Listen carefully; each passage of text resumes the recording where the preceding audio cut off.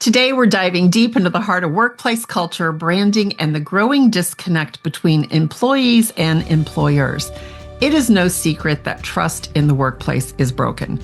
Employees feel unheard, disengaged, and unmotivated, while companies struggle with retention, disengagement, and a lack of alignment between their internal and external messaging. At the root of it all, no surprise, branding and communications. And to help us unpack this, I'm thrilled to welcome Nader Safinya, also known as the Culture Branding Guy. As a founder of Black Ribbon, Nader is on a mission to change the way we think about work by helping companies build people-first brands that not only attract the right customers, but also create that work environment where employees actually want to stay. His approach uniquely blends culture, branding, and design thinking to answer two fundamental questions. Nader helps organizations align their internal culture and their external brand so they're not just talking about values, but actually living them. So let's get started. Nader, welcome to the show. Thank you, Lisa. Thank you so much. It's such a pleasure to be here. I know we met a couple of weeks ago, and it's funny, the more we got into the conversation, I think we could really speak all day on these topics. There's a lot of alignment in what you do and what I believe. So I'm going to tee up that story loop I just opened about the two fundamental questions that companies need to be asking. Do you want to let us know what those are? Yeah, absolutely. The two fundamental questions are, why would anyone want to buy from you? And also, why would anyone want to work for you? These are the root of any business, any growing business that has a team, that wants to have a team, that wants to build something, that wants to sell. If nothing else, we're always asking, or should be asking, why would anyone want to buy from us? What's so special about us? Why should anyone care? That self-reflection goes a long way, and interestingly enough, many forget to ask it. You know, and I think that's really true, because what I hear these questions, Nader, is instead of pushing out and telling people why they need to buy, it's really looking the other way. And I think far too often companies are outward focused, but not inward focused. Would you say that's true? Absolutely. 100%. In fact, that's, I think, the root of this gap between a company's culture and the way that it presents itself externally in the market. So essentially, the market is not getting what the market sees. And, you know, our own field, marketing, branding, sales, even leadership, primarily focuses on the customer experience, if not exclusively, to the point where they neglect and forget about the employee. Did I say employee experience or customer experience? Yeah, you said customer first. Okay, yeah. They neglect the employee experience. And then you have like change management and HR and coaching and all kinds of agencies that focus on the company culture, only focusing on the employee experience. And then these two sides never talk. So there's this great disconnect between that company's culture and its external brand. And again, the reason for that is because at the surface, inherently, we want to make money. So we want to sell. So how do we sell? We got to think about the customer. But then it's like, but who's producing the thing we're selling? Like, what's the engine running this? How is this engine even running? You know, our employees, our company culture, the people who work for these organizations are the anatomy of the entire organization. Without it, you know, you don't have your heart, your muscles, your brain, your anything. So it doesn't run anyway.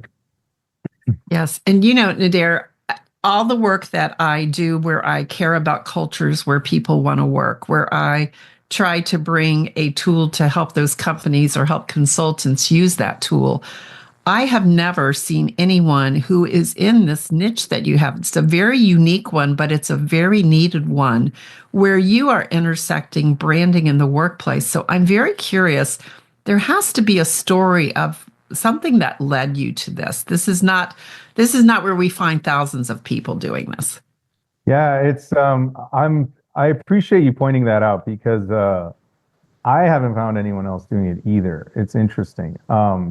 I mean, I have many peers, who talk about in brand strategy, who talk about the company culture and talk about employee buy-in, but it's all almost always, again, if not exclusively, through the lens of the customer experience. Mhm. So are they bought into how we're trying to serve the customers? Do the employees know what the customer experience is all about, and so on? So it's interesting that this particular approach I haven't found it anywhere else. And the way that it even came to be for myself was actually through uh, an experience of looking for work.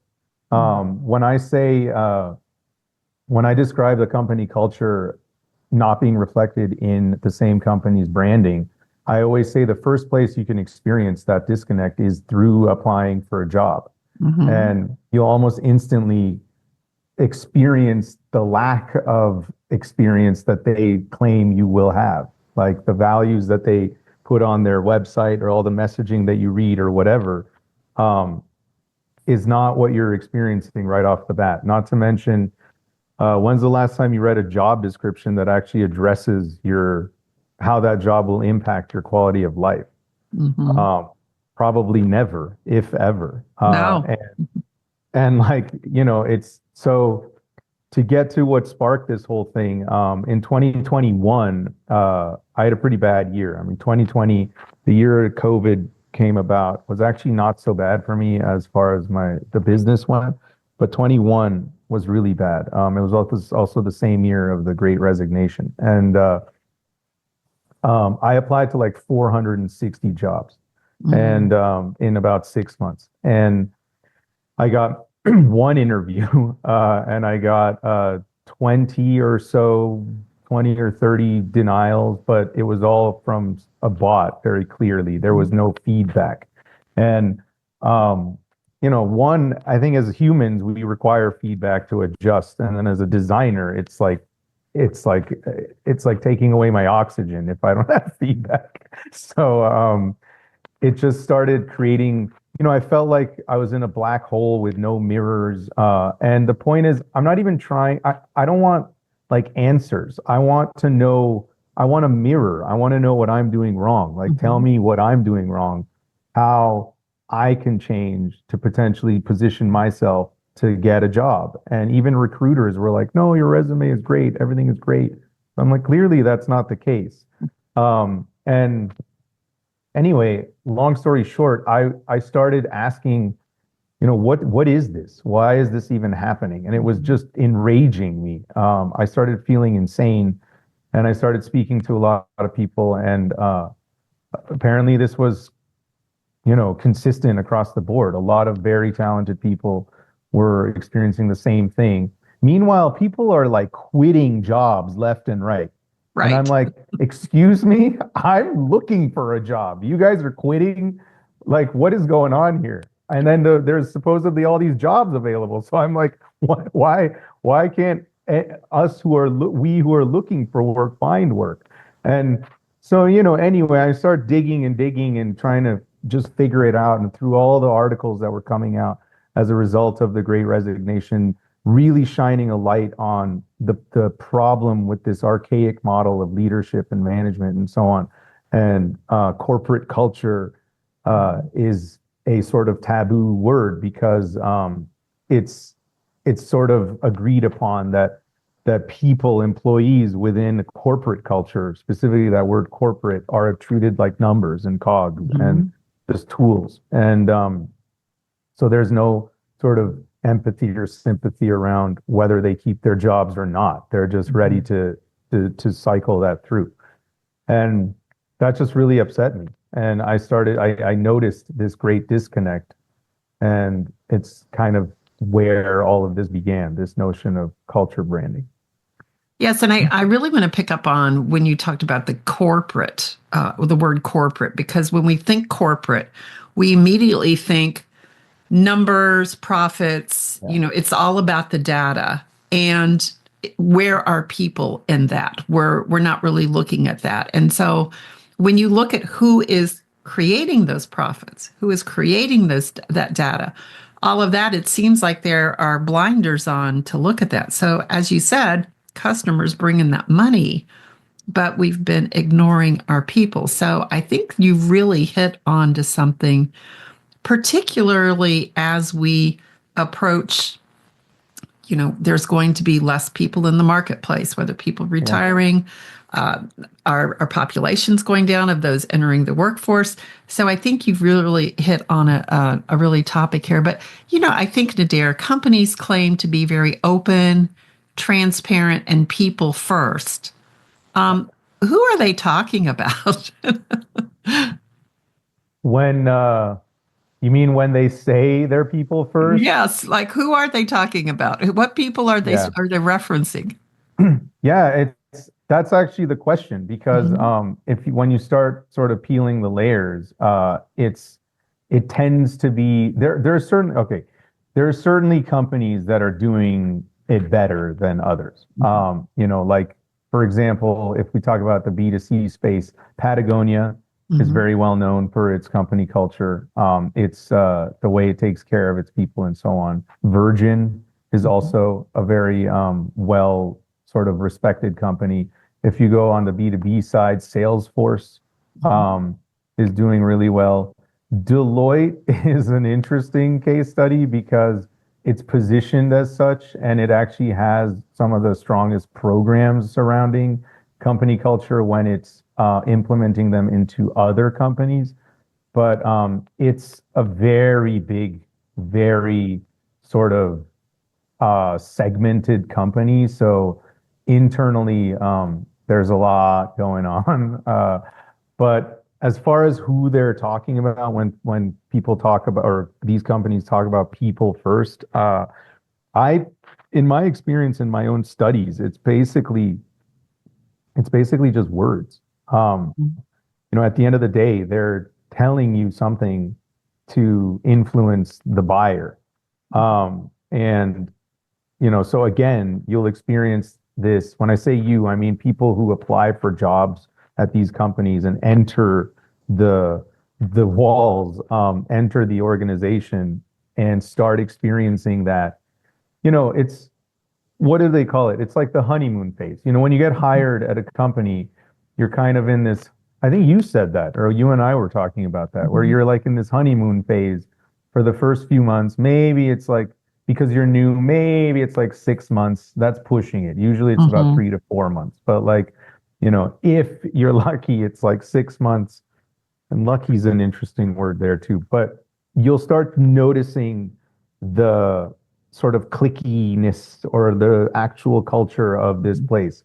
For example, on the negative side, I'm clearly focusing on the negative right now. So on the negative side, you have there's a lot of people talking behind people's backs. There's certain like suddenly you realize someone doesn't even like you. Like they were supposed to get your job and they're still here, but they didn't. And you're supposed to work together, but nobody told you that. So there's no transparency, and now you feel like you're stepping on people's toes and you're brand new and you're just trying to do your job. And all this stuff Yeah. starts happening. On the other hand, in a well laid out, open sort of actual open door policy culture, you don't feel that. You actually feel like, ooh, I can stay here. Oh, this is interesting. I didn't think I like had some expectations, but this is better than I even thought. And, I hope that that's the case. And that's what I'm trying to build.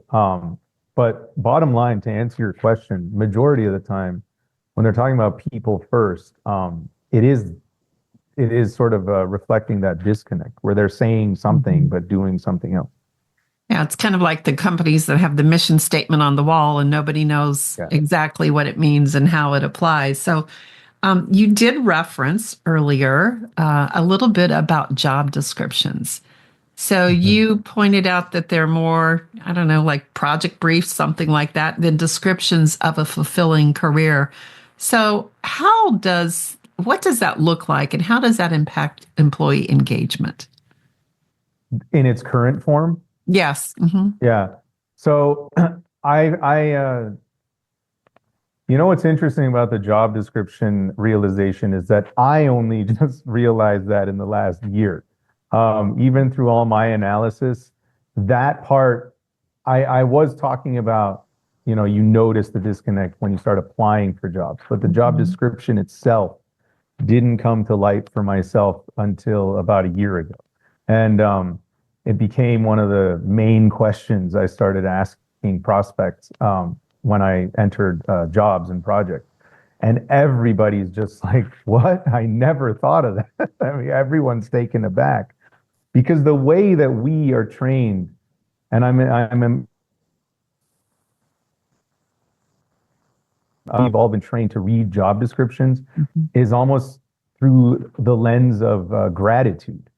Mhm. We're like, oh my God, what an opportunity. This is going to be amazing. And it comes from the exhaustion and fatigue of searching, Mhm. right? Of wanting something specific and getting to a point where every job opportunity is like this, this pot of gold at the end of a rainbow. And you're like, oh my God, I can't wait. I hope this is the one. And you put in all this effort and so on. And you're not even thinking about how it's going to actually impact your life in the long run. You Mhm. just think, oh, and we read them as projects, which is interesting. Mhm. We're like you said, it's like a project brief. So we'll see the annual salary. If it's out there, maybe it's like, I don't know, 120 grand a year, 90 grand a year. And you're like, I'm going to get paid 90 grand to do this project. This is amazing. And then like you don't think about, cost of living, groceries, like commuting, all this stuff until Mhm. later.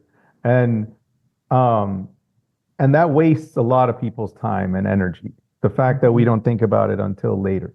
If imagine job descriptions that actually address how your quality of life is going to be impacted by this job, how there might be like teaching and training opportunities, how your family will be impacted, how your own cost of living, or like if it's remote, what kind of opportunities that offers, if it's um, in-house, what kind of opportunities that offers, and so on. And it's almost like it's just being transparent, right? Like Mhm. this is what it's going to be. This is how it's going to impact your life. This is how you're going to impact us. This is what your role is going to be. This is how you're going to affect the customers. This is how we're going to impact Mhm. you. This is what we're going to do for you. And then right away you can be like, ooh, I love this or I hate this, and you don't apply. Right. Um, and it's sort of it's more efficient on both sides. Granted, there's a lot of nuances that you and I both know deeply. For example, if we're talking about like myself in 2021, if you're in a position of desperation, Mhm. there's a whole different set of emotions that need to be considered. But I guarantee you, if that job description was transparent from the get-go and there was a feedback loop, that desperation would feel less doom and gloom. Mhm.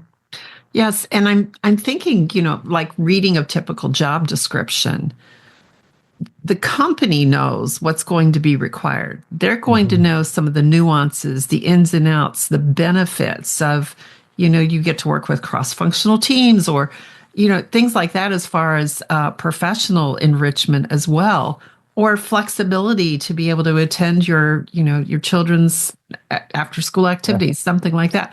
But job descriptions are very cut and dry. This is the task. This is what is expected, but there is no type of, I almost want to say, marketing speak in it, right? yeah, So sell me on why this job would be good. Like imagine a job description written in that way, as if the applicant is a potential customer right. that you're trying to bring in.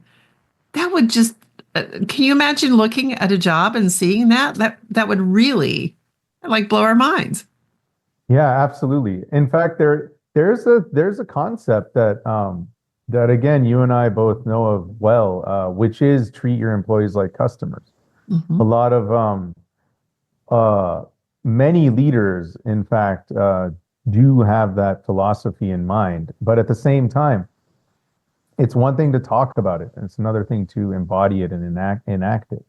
Um, and it's none of this is trivial. I mean, it's not obvious. Especially the larger the company gets, the harder it is to manage. And if you're a B2C, it's different. If you're a B2B, it's different. If you're a B2B and not enterprise level, like you're basically, middle market B2B or even small business B2B, um, your customer segmentation is not going to be that huge. You have Mhm. what, like maybe five ICPs, maybe. Right.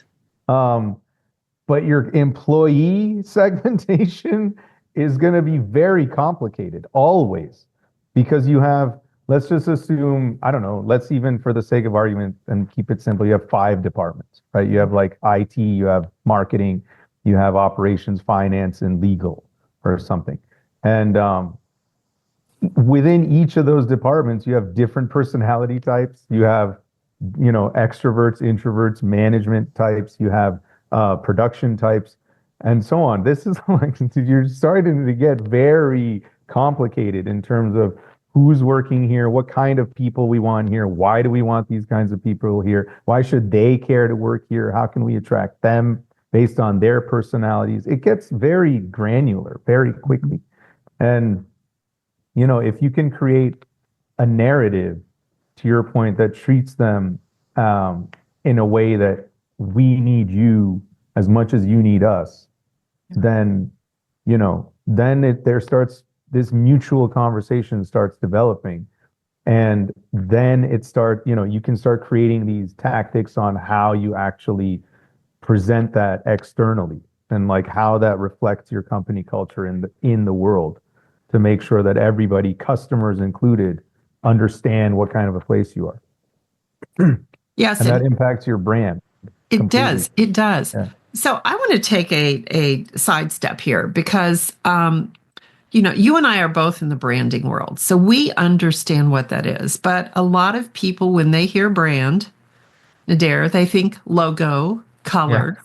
So, my question is how do you define branding for our listeners?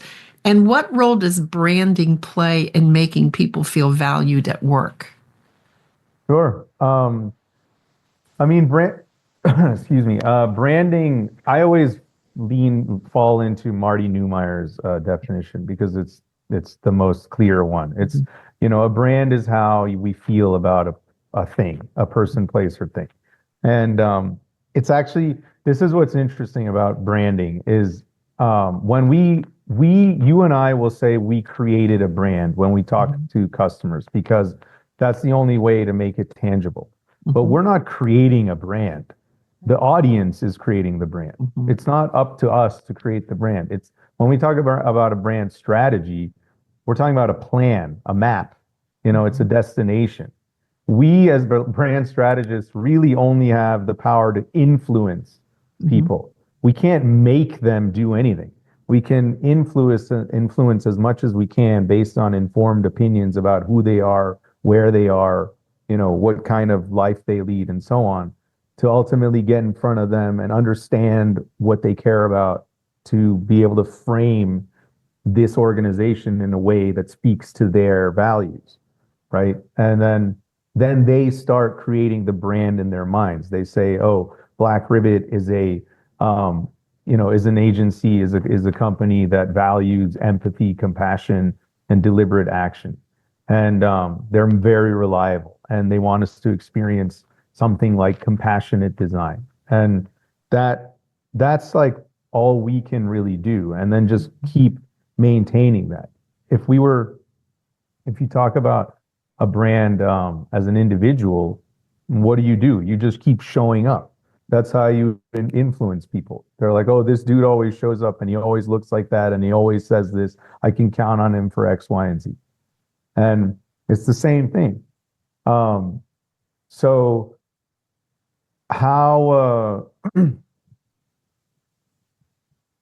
what was your last question? You said, how do Yeah, we make it what attractive? role does branding play in making people feel valued at work? Yeah. So, it's the same thing. So Mhm, creating a framework that, is considerate of their values. Hmm. of what they care about. Not everyone is suited for every job, right? Or every company. This is why personality is relevant. Certain personalities fit in certain roles in certain departments in certain companies. So the role of brand strategy, when you talk about an employer brand, it's understanding and framing how, what kind of people you want to work here and making sure that the values that you express and embody and live fit their narrative. Hmm. Um, so the way that this is important. So I have a model. The model that I have is called the inside outside in model.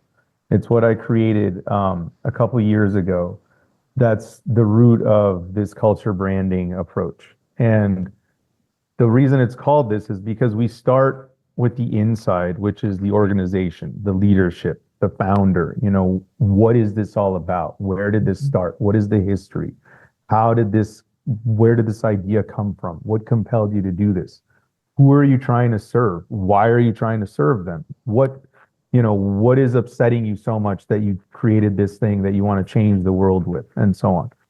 And then once you have those answers, then you can start finding who you're trying to sell this to and why, right? And then you can devise a plan around that and create a set of values and foundations that reflect those buyers' same values and way of life and so on, so that they are now attracted to what you're trying to sell. And then when you have those guys defined, now you can start creating your team. You Hmm. create a team that also values not only what you're selling to. So it's not necessarily that they just agree with what you're doing. They need to like who you're selling to. Hmm. Because if they don't like the crowd, then they're never going to be really involved. They might like what you're doing, but it's a question of can I see myself hanging out with the buyer? Yeah. And then reinforcing that over and over and over again. That's how brand plays into that. Yes. And I see the thread that goes through from the founder or leader, what the company stands for, into the customer alignment, into the employee alignment, because you're exactly right, Nadir. If I don't appreciate what these customers are struggling with and going through, like I'm not going to fully serve them. But if I know I'm changing their lives and I believe in that, that's that connection to the cause of your company. So I really love how you're doing that. And I'm glad that you brought that up. That was my next question, is tell us how you do that. So fascinating work and very much needed. So I know you also may work with mergers and acquisitions. All Mhm. right. And the thing is when you are melding two companies together, there is no guarantee, and there's probably very little likelihood that there is complete alignment on what the brand is. All right. So, and the culture. So, how can you work to help companies preserve culture during those transitions? Yeah, that's such a good question. Because it's anything but trivial. I mean, right off the bat, there are companies that do this quite well, actually. There are companies who are, serial acquirers, Mhm. and they happen to like improving is one of them. And they're very culture first. They're culture Mhm. first. Like they will run analyses and assessments on the company culture of the companies that they want to acquire. And if there isn't a fit, if there's the slightest just detail off, they back out completely. Mhm. Um, to the point where the money might even look so juicy, but they're like, no, I'm not doing it because they know what the cost of that is going to be. And and I commend them because that's not an easy decision to Mhm. make. It can be if that's how you're wired, but otherwise, if you're value driven and people first driven, like myself, I actually am because I don't agree with the business that they're running and how they're Mhm. running. I will actually just say no. But as far as preserving The culture when you're going through an M&A, it's about it's so okay. There's two there's two ways. The typical way is post transaction, is after a Mhm. company has already been acquired, which is actually more difficult because the problems already start to arise. But just like insurance, most people, most of these companies won't even believe they need these kinds of programs until Mhm. the problem starts arising. So in those cases, it's just coming in and creating an environment where people are starting to feel heard and they Mhm. feel listened to. And it's the same thing in a preparation, preparing for a transaction. At, Lisa, at the end of the day, it's about keeping your promises. That's really what it is. It's the whole, what are we doing with branding? The entire premise of branding is just you're doing what you say you're doing. That's it. It's that simple. Like it's about saying something and then doing that. And delivering Imagine. on I know it's crazy. It's like when you think about it. And sometimes that means, owning up to your mistakes. Like it's not a problem. Like Absolutely. if you screw up and you're screwing over your customers, but they don't really know it or they're starting to feel something is wrong. And you're like, no, we'll fix it in time. Just say that. Say, hey, there's a problem and we're working on fixing it. Right. We understand that this is pissing you off and whatever. And same internally, talk to your employees. So in mergers or in the M&A space, what we often hear is the that people feel unseen, unheard, Mhm. unmotivated because they're basically being lied to. Mhm. And there's a lot of things happening behind closed doors. And believe me, as a business owner and someone in this space, I understand that that can create chaos if you start telling the entire company that we're in talks with another company that's going to buy us and whatever. People start freaking out. Yes. But but again, why are they freaking out? Like you have to get to that. Mhm. What's making them freak out? Is there something you can do to not make them freak out? If Mhm. they say, am I going to get fired? Am I going to lose my job? Am I going to have to look for another job now? When is this happening? Do I have time? Mhm. This panic starts ensuing and they're Sure. like, and so they're like not telling them anything. And frankly, it's really rooted in that. So the programs that I put together, um, when I talk about culture branding and that use of that word is about creating a culture of real open door policies, real transparency, real communication. Um, and we're just using case studies at this point, but you don't have to have an open door policy. It just Mhm. has to make sense for what you're trying to build. Mhm. Whatever you're trying to do and trying to build, what your vision is, you need to come backwards from that. Like if you're trying to grow and cultivate an environment of trust and accountability and so on, then yeah, you need an open door policy, like a real one, not Right. one where people get fired every time they disagree with you. So, because I've been in that environment, people are Mhm. scared. It's ridiculous. Mhm. Um, and no one is productive. Nothing gets done.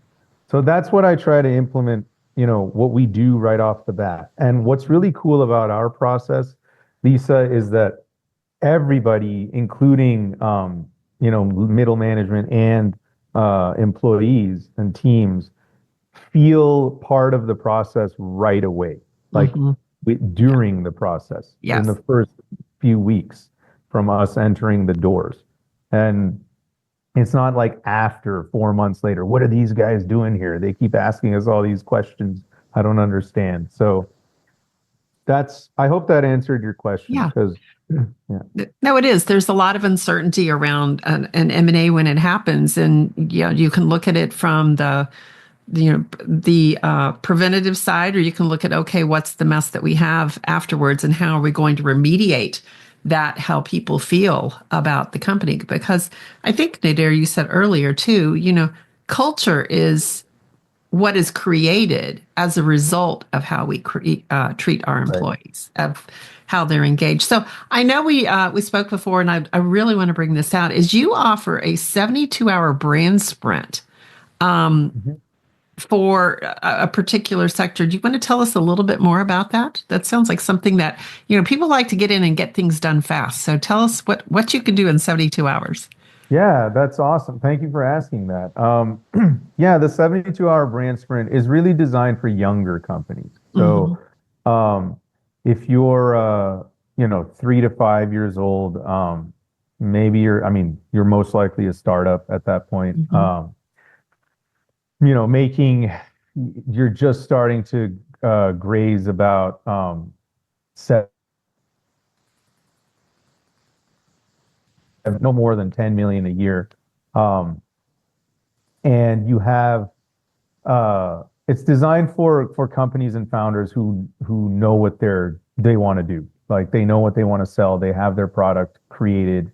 They're ready to go to market. They may already be in the market. And they're looking for more investors. They want to grow.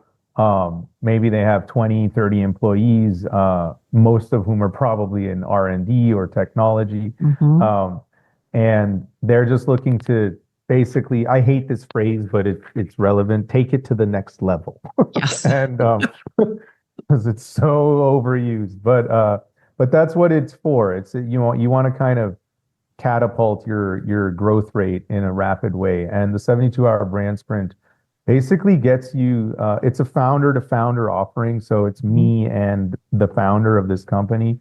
Um, a very intensive sort of uh, almost like a workshop, like a quasi workshop model, Mhm. where by the end of it, they get a full culture brand playbook with the dual strategy addressing both employee and customer experiences. They get market segmentation. They get a competitive landscape. They get a 90-day rollout plan Mhm. plus 30 days support from me, all for 7,500 bucks.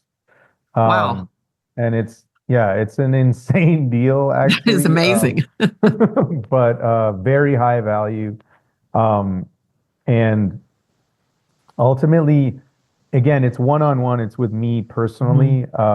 And ultimately, if they require and get to a point where they're ready for more, well, I have Black Ribbit, my agency behind me. Yeah. So we can always take it even further. But that's really designed for the founder mindset. Mhm. They don't want to wait 4 months to have a program delivered. They don't want to implement over 6 to 8 to 10 months.